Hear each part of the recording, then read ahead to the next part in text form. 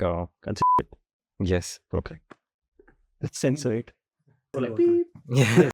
Hey guys, my name is Aditya Mahajan. I'm a car designer. I've been working for many years in India and China. I'm here this week on campus at NID Gandhinagar doing guest lecturing with the fourth semester transportation and automobile design guys, and I'm so happy to be here.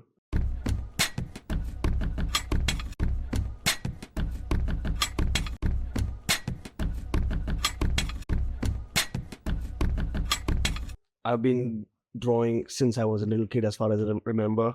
Loved planes, trains, cars, anything that moved kind of fascinated me. And I love drawing.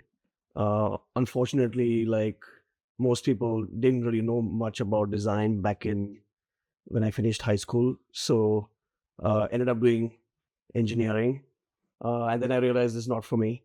And I kind of came to know about car design through the internet and through car design news, which had kind of like just come out at that point of time. You know, this is 2001 or so, long time ago. And so I applied to CCS. I got in CCS in Detroit, did a bachelor's over there, and then kind of just that's how the car design journey started.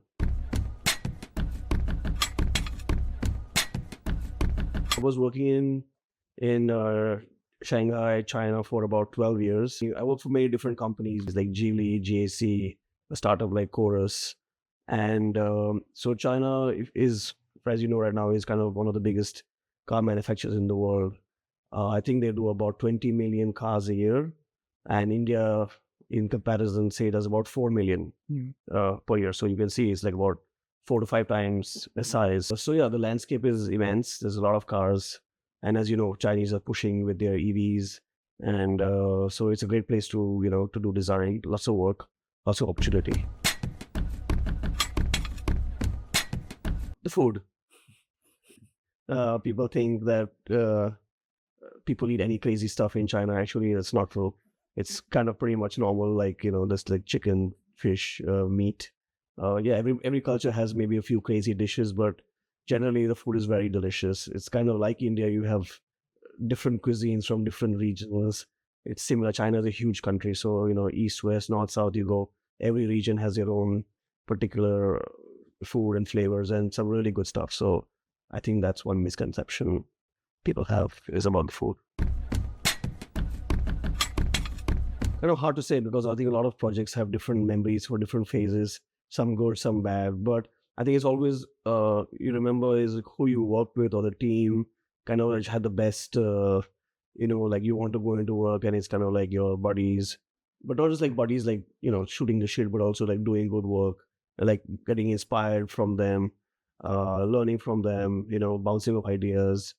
And I think one of my early was when I first started working at Renault Design in Bombay in 2007. That I was there and there was a bunch of NID guys. I was the only non-NID guy, so there was that group with Moneet and Ramesh.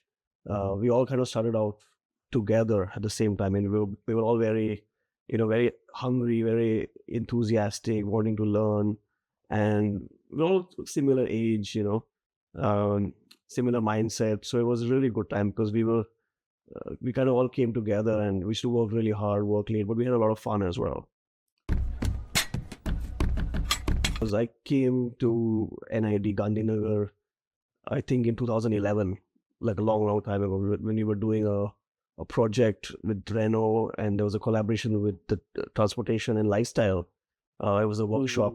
So that was the first time I came to Gandhinagar campus, and yeah, I was lucky to talk to Vipul a few weeks ago, and he asked me to come, and I was happy to come here.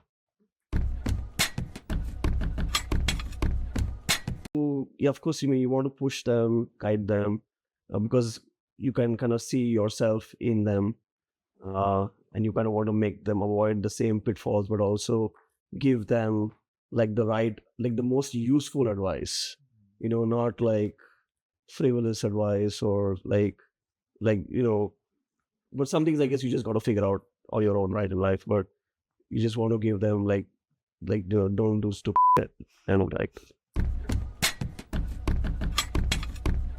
don't make it too long. Don't have to worry about chronological order. Don't have to be like, oh, this is my first project, this is my last project. Doesn't have to be like that. And it starts strong, end strong. That most amazing, awesome rendering, maybe something that's catching your eye, could be the first page. Then you don't have to start with all the research, blah, blah, blah, blah, blah, wait, like build it up.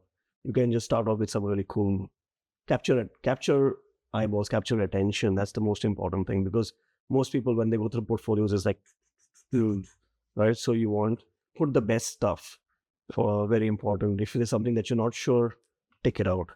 Yeah, so always just put your best stuff, be concise and be clear. Don't make a mess. Clear thought should come off on the paper. And of course, also put some sketches, all sketches. Don't only put renderings or like, Blender renders. Also make sure you put enough hand sketches. For the young guys, I would say benchmarking, very important. Like benchmarking in the sense, know your cars. If you want to be a car designer, if you want to do exteriors, make sure you know exteriors. Like you look up everything that is there out there. Show cars, old, new. You can go back 30, 40 years, something from the 70s. You should know companies, know brands, know cars. Same with interiors. It's something you should kind of like digest. Like you should consume all the time. Yeah, because that you need that mental library to kind of navigate this world. Second one would be kind of like, just keep practicing. Don't. The more you do, the better you're going to get at it. It should just become natural, second nature. Like it's basically your skills, right? And the third is, I would say, this is going to be. It's not an easy job or easy field. There's going to be a lot of rejection, a lot of disappointment, along with some successes along the way. It's part of the job. Not always your proposal is going to get selected for many reasons, not in your control. Even if you did a good job, but don't get dejected. That's very important. Kind of like, just be like, okay, fine, whatever. I'll just brush it off and go on to the next one. So yeah, learn to take rejection. Travel as much as you can, as much as you can afford to, within India, outside of India. It kind of goes similar to benchmarking. The more you see, the more you absorb, the more you soak in.